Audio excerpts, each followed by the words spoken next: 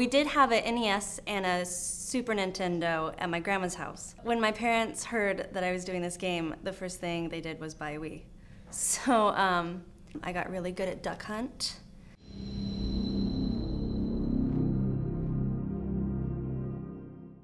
I'm actually really glad that I had no previous contact with Metroid, because this way I was a clean slate. I got to come in and just tell the story that Sakamoto-san wanted to tell, and just have the words in front of me without any preconceptions or notions about who Samus was or who I thought she was.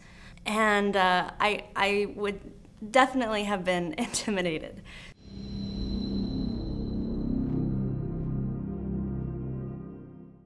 There's definitely the inner monologue voice, which is detached, and I've heard it described as emotionless.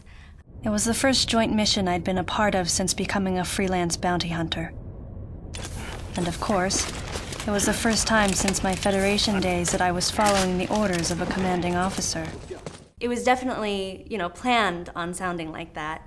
And she's just looking back at past events. And so she is very much detached. And, there is a little bit of remorse in some things. And then there's her kind of real-time action voice, where she's very much engaged and things are very much more urgent for her. Adam, I can reach him. Give me the order, please. Lock and secure the shielding doors now.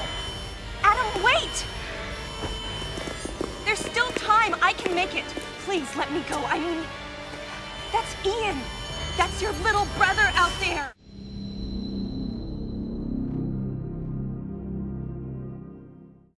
I'm very thankful for my experience on stage, because even though acting is acting, whatever medium you're working in, the technical points and technical aspects of the different mediums are very different and have their own demands. So those skills from the theater were very, very useful.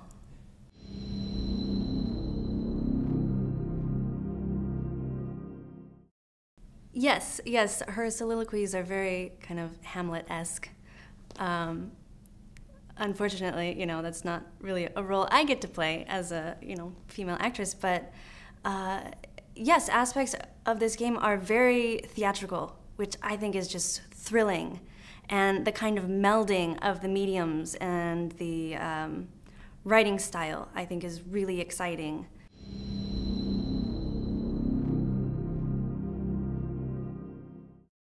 I'm so grateful that the creators of the game were there for almost every recording session. And even though, unfortunately, there's a language barrier, but just watching, Sakamoto-san and the team describing and visualizing what they wanted, that was enough. I could totally understand what they were going for. It was great having them there.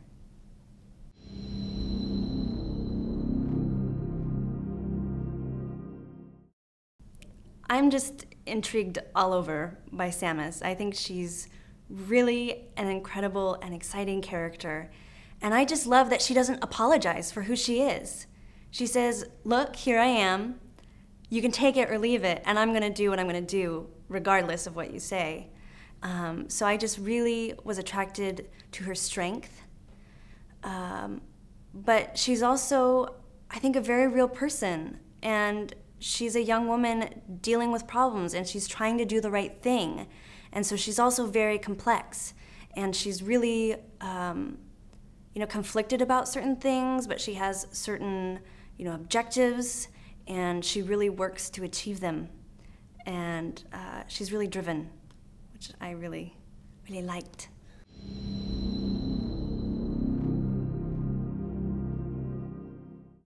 I think from the very first lines that I read, I had a good grasp of who she was and what she stood for.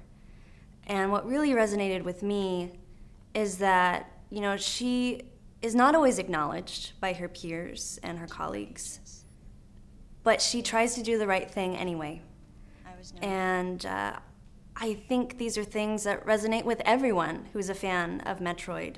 And here's this really strong figure that's kind of a rebel and still tries to do what's right for her in the given circumstances.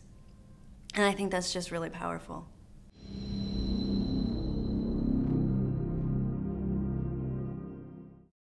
Well, I guess we finished about in January, February of this year, and we started in January of last year.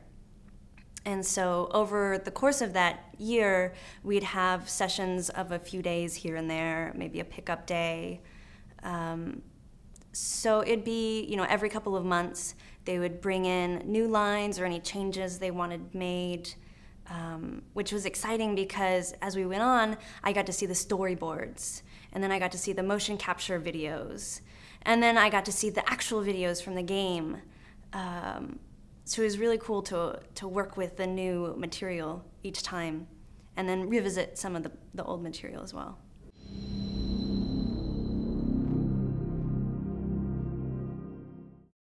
Especially at the beginning of the recording process, I would just have the lines on the page, and they would describe to me what's happening. But when you actually get to see it, it's much more exciting and much more urgent. You realize that you're telling a real story, real things are happening, and it made it that much more urgent, especially when I had the videos to watch and I would record them on a loop.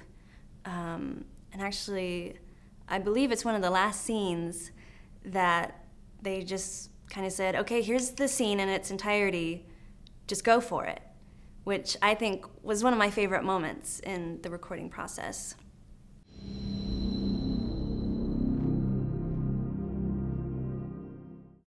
Yes, I did get a chance to work with some of the actors last summer, which was amazing because it's fun, just being in the booth by yourself and really getting to connect with the character.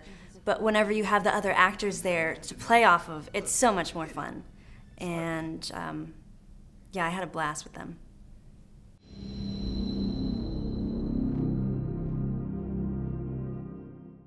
It wasn't weird at all, meeting the actor who plays Adam for the first time.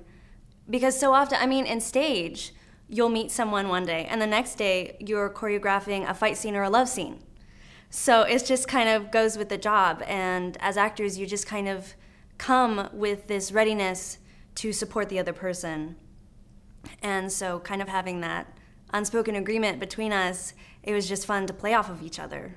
And then I think the characters really got to grow and blossom, and that relationship really developed.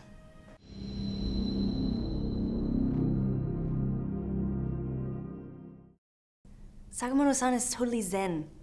I just, just from the moment I walked in the studio, he was so open and welcoming, and really, I just felt like he embraced me as part of this project. And I think that really gave me a sense of confidence. It really made all the difference that he, embraced me and said, this is my Samus, this is the voice I've heard. And I just think he's wonderful.